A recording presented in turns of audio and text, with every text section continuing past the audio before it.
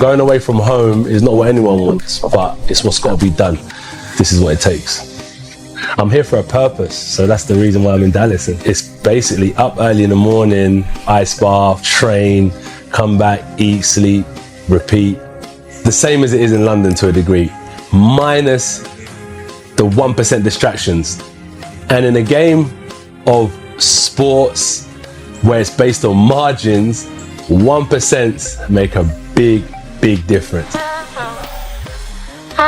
This is the first time in a long time where I've been settled, where for the last, I'll say 2 to 3 years, I've moved different coaches, and it's been difficult obviously because every coach has their own philosophy.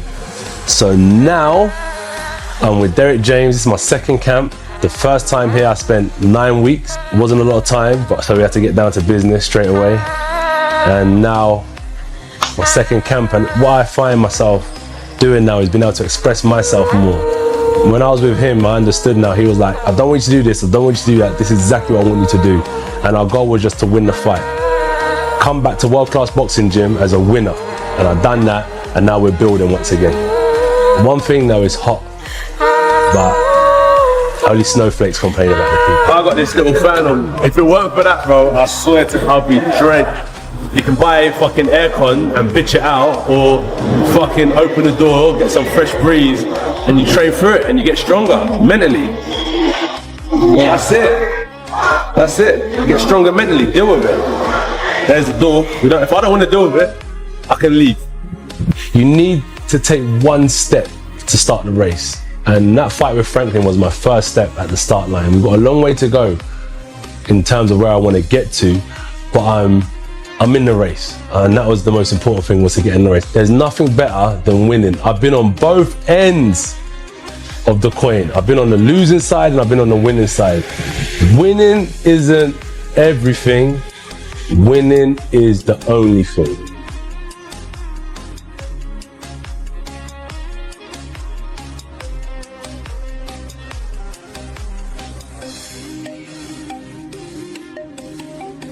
Yeah.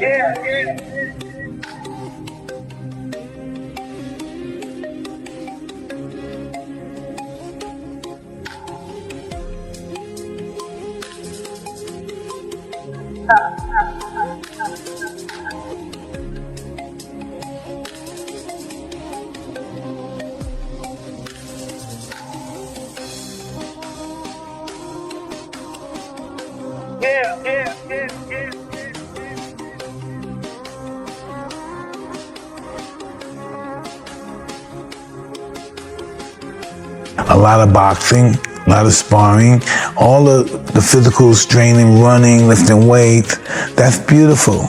But you need to practice on what you have to do, and you have to box. So you should do as much boxing as possible leading up to the fight.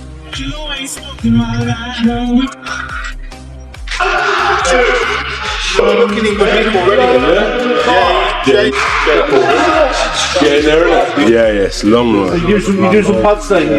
Yes, sir. Do some pads. Yeah, we're going to do some pads today. Values. And then your predicted values. Yeah, so technique and all that stuff, you know. I'm not the most slickest. I'm not the most technical. Well conditioned. Stick in there. 12 rounds. What's it? 36 minutes. Fight for an hour. Stay in there. Even if it gets hard. All things.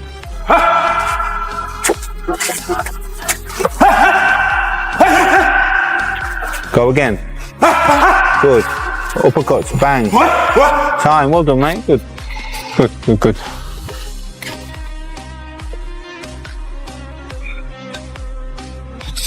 It's Monday today. That's what Mondays are like. Where you're a little bit like you Under the cushion, yeah? That's what Monday's like. Why though? Well, because your body has a little rest of the weekend, and then your body shuts down a little bit. The key to this game is exactly, and the key to this game is leading off. But it's like, just do the right things. Don't be sloppy. If they attack you once, don't let them attack you the next time. Just move off if you're not ready to punch. You know? That's it. Keep it simple. Exactly. But each day now you'll get sharper. Because Friday he was on fire. He was firing, mate. Yeah, have a little drink, mate. Come on, quick. That's it. Have a little stretch. Yeah.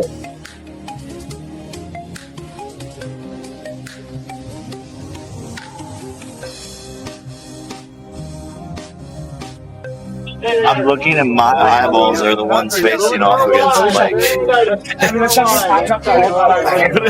It's like, this is hilarious. This is insane. Like, oh shit. On December 19th, 2025, Anthony Joshua and Jake Paul finally meet in the boxing match everyone has been waiting for. Power, speed, and confidence come together as two very different boxing worlds collide. During their face-off, the tension was high. Both fighters boldly predicted they would knock the other out. Each one believed the other wouldn't last on fight night. The size difference was clear. Anthony Joshua was much bigger. But Jake Paul didn't look scared at all. He answered confidently, saying that even though AJ is tall, he can still use his own speed and size to his advantage. His words weren't jokes. He sounded serious and determined. The crowd felt the energy change right away. Jake wasn't backing down, and even Joshua reacted a bit, respecting Jake's unexpected confidence. Fans watching could feel something big was coming. Every second of the stare-down showed that this fight would be filled with speed, power, and pride.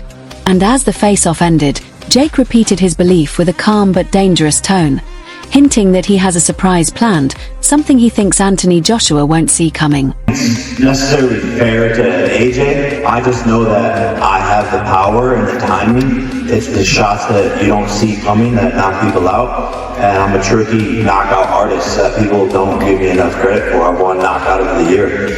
So he has to be careful. And I do have the timing, the speed, and the tricks up my sleeve to be able to hit a shot on this guy that he doesn't see coming that can't put him to sleep 1000%. Joshua finally stepped forward, and everyone could see that the calm moment was over.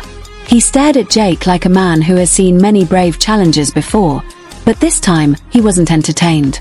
Joshua spoke in a low, steady voice, the kind that doesn't need to be loud to sound dangerous. He reminded Jake that real power, real experience, and real discipline can't be copied or faked. Every word felt like a reminder that Joshua has been through battles Jake has never faced. But Joshua didn't just defend himself. He pushed back with a cold, quiet confidence. He spoke like someone who knows that one mistake from Jake wouldn't just lose him the fight, it might even damage his whole career. The air grew heavier when Joshua leaned in slightly and told Jake that hype might excite fans, but it won't help once the punches start landing. In that moment, the audience could feel it clearly. This wasn't a simple celebrity match anymore. It was a clash between raw belief and proven power, and neither man was willing to look away. Challenge myself. I like to take on the biggest, the best. I said anyone, anytime, any place. I truly mean that. And I'm here to go out there and shock the world. I know what I'm capable of. I see him and what he's capable of. And we're going to go to war, and we'll see the best man that will win. But people say, oh, he's out of his mind, all of these things. I've gotten to where I'm at today because of delusional optimism. And so it's delusion until it's not, because look at where we're sitting today. No one ever thought that this would be possible, that we would be here when I first started boxing. And no one thinks I'm going to win. So join the list and be ready to be shocked. And so can you explain to us, when the Tank Davis fight fell through, what was the process in terms of picking who you'd fight next, saving this opportunity on Netflix, and then eventually picking, without a doubt, the most accomplished and toughest opponent that you have faced just yet?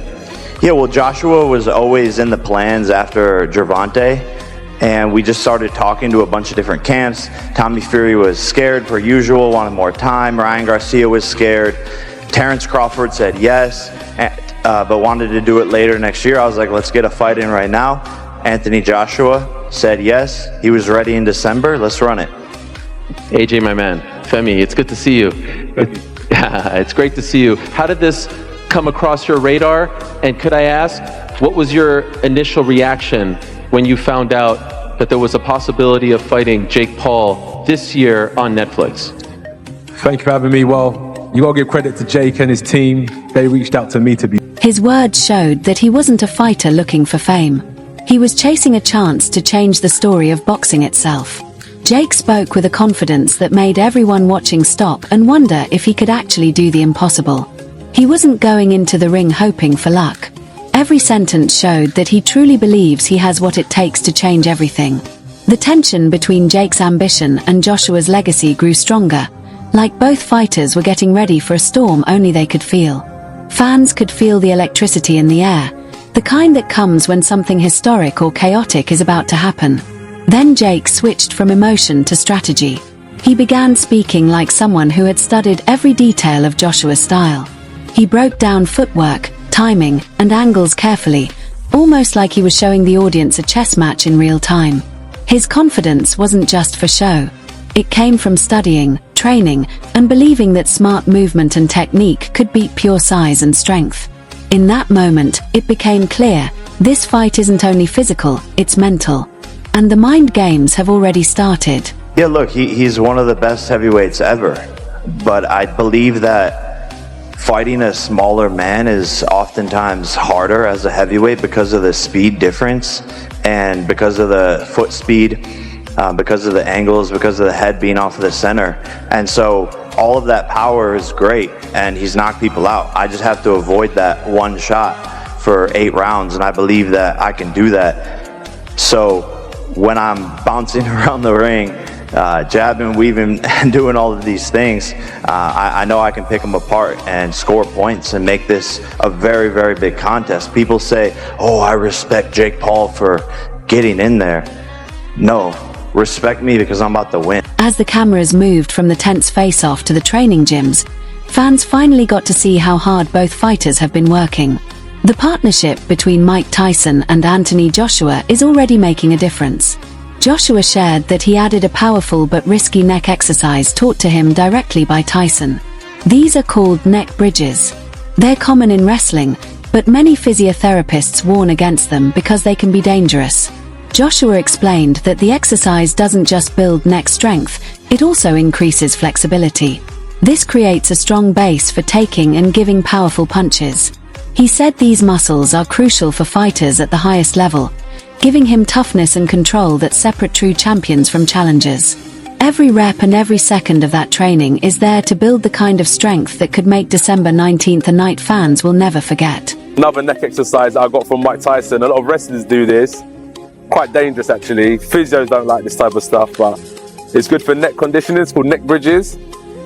And it's flexibility and strength at the same time. So it's a really good exercise if you want to strengthen up your neck area. Jake Paul says his biggest advantage over Anthony Joshua is his speed and unpredictable style. He even brought up their laser tag game in Dubai, saying his quick moves and sudden angles gave him the upper hand. Paul plans to use that same style in the ring, always moving, attacking from different directions, and keeping Joshua off balance. His goal isn't to overpower Joshua with strength. Instead, he wants to frustrate him, find openings, and make every second feel like a puzzle Joshua must figure out. With this mindset, Jake warned that fight night could turn into a long, tiring, and mentally difficult battle for the heavyweight champion. Standpoint, what does Jake Paul have that Anthony Joshua doesn't have? Man, speed. You know, I beat him in laser tag when we first met in Dubai. He didn't see me coming. I was popping around the corners, shooting him non-stop, eliminated him multiple times, and that's because I'm tricky. I'm sneaky and I'm fast. Headshot, or are you going to the body? Both, baby. It's going to be a long night for him. On the other side, Anthony Joshua admitted that this fight is a completely new challenge for him, and he showed Jake Paul the same respect he gives all of his opponents. Joshua pointed out that Paul's strongest quality is his mental toughness, saying it makes him different from most challengers. He was especially impressed that Jake personally asked for the fight, a move that showed real confidence and belief in himself, something rare at this level. According to Joshua, Jake's confidence isn't just talk. It proves that Paul truly believes he belongs in the ring as a real fighter, making him a unique and unpredictable opponent. Got the mental fortitude, he's got the mental fortitude. But what's the one best thing that you pride Jake Paul of having that maybe you haven't seen in other competition you faced so far? From a physical aspect, I couldn't even mention it at the minute. But from a mental aspect, he offered me the fight. Normally I'm offering people fights. He's told me, come and fight. So he believes in himself. With all the physical and mental preparation now out in the open, boxing experts quickly began giving their opinions. From Ryan Garcia's sharp doubts to Pauli Malignagi's harsh warnings, the message was almost the same. The odds are against Jake Paul, the pressure is massive, and the predictions are intense. Ryan Garcia doubted Paul's chances against Anthony Joshua, saying Jake is stepping into a world he simply doesn't belong in. According to Garcia, Jake is about to be exposed. He said AJ is a real heavyweight built for these kinds of battles, while Jake is still a social media boxer pushing the limits of reality. Then Pauli Malignaggi took the criticism even further with a ruthless, unforgettable comment. He said Jake would need a gun to stand a chance against Joshua, a brutal way of saying the matchup is completely uneven. To Malignaggi, this isn't just a tough fight for Jake, it's a survival mission. Experts almost all agree, Jake is facing a fighter whose size, power, and championship experience may overwhelm him, no matter how fast or strategic he is. Malignaggi described the fight as Jake walking directly into a beating. The message is clear, Jake might have ambition, but against Anthony Joshua, the pressure is enormous, the doubt is loud, and the odds have never been more stacked against him. I think I can't think of anything. The only thing that's preventing me from betting everything I own on Anthony Joshua is the fact that I think this is so ridiculous that I'm missing something. From Joshua's point of view, this fight is basically an easy financial win. He likely wanted a low-risk tune-up fight to stay active and remain in the spotlight. So why not choose someone who can't seriously hurt him, collect a huge payday, and dominate headlines for months? Jake Paul fits that role perfectly. Joshua gets life-changing money, global attention, and, on paper, almost no real danger. But for Jake, this isn't just another fight. It's the night the world will find out whether bold confidence can truly challenge heavyweight reality. Who are you supporting on December 19th, Anthony Joshua or Jake Paul?